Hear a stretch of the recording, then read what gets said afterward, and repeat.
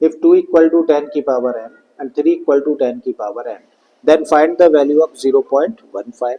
तो क्वेश्चन में हम लोगों को बोला है कि अगर 2 की वैल्यू 10 की पावर m के इक्वल है जबकि 3 की वैल्यू 10 की पावर n के इक्वल है, तो उस केस में बताइए 0.15 की वैल्यू क्या होगी। और ये हम लोगों के सामने 4 ऑप्शन है। ठीक है, तो चलो शुरू करते हैं। किसकी वैल्यू निकालनी है भाई, हम लोगों को वैल्यू निकालनी है 0.15 की। ठीक है, अब हम लोग क्या कर रहे हैं, इस 0.15 को हम लोग फ्रैक्शनल फॉर्म में लाने की कोशिश कर रहे हैं। तो कैसे लेके आते हैं, डेसिमल के नीचे लगाए हम लोग 1 और डेसिमल के बाद जितनी भी डिजिट्स है उतने लगाते हैं 0। ठीक है, तो इसको हम लोग क्या लिख सकते हैं फ्रैक्शनल फॉर्म में, 15/100 इसको लिखा जा सकता है। अब देख रहे हैं कि 5 से कैंसिल आउट किया जा सकता है, तो इसका मतलब इसको 5 से 3 टाइम्स कैंसिल कर सकते हैं और इसको कर सकते हैं 20 टाइम्स।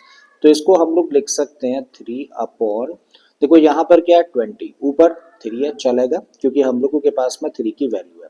हम लोग क्या करने की कोशिश कर रहे हैं भाई, हम लोगों के सामने जो एक्सप्रेशन निकल के आ रही है ना, या फिर कह लो जो फ्रैक्शन निकल के आ रही है, इसको लाने की कोशिश कर रहे हैं हम लोग 2 और 3 के टर्म्स में, क्योंकि इन्हीं दोनों की वैल्यूज हम लोग जानते हैं।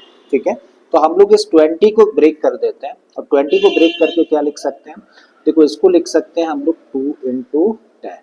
आई थिंक कोई डाउट नहीं। ठीक है, अब 3 की वैल्यू हम लोगों को पता है 10 की पावर n है, तो यहाँ पे तो हम लोगों ने रख दिया 10 की पावर n। अपॉन में आए तो 2 लिखा है और 2 की जगह पे हम लोग लिख सकते हैं 10 की पावर m, और इनटू में क्या है 10 और 10 को लिख सकते हैं 10 की पावर 1। ठीक है, इसको तो ऐसे ही रखिए 10 की पावर n, और नीचे देखें तो दो नंबर्स हैं जिनके के सेम बेसिस हैं, और जब सेम बेसिस के नंबर्स का मल्टीप्लाई करते हैं तो पावर्स प्लस हो जाती हैं।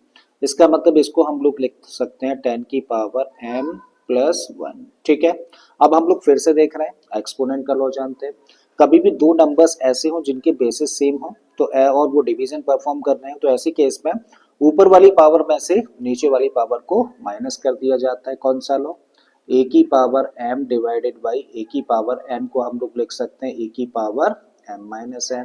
तो वही चीज हम लोग यहाँ पे लगा रहे हैं, दोनों जगह पे बेस 10 है। ठीक है, तो हम लोगों ने 10 रखा और ऊपर वाली पावर यानी कि n में से माइनस करना है नीचे वाली पावर।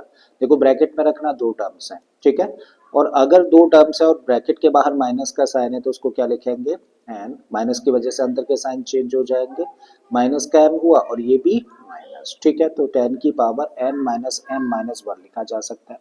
तो कौन सा ऑप्शन, 10 की power n minus m minus 1, देखो ये वाला ऑप्शन करेक्ट हो जाता है। ठीक है।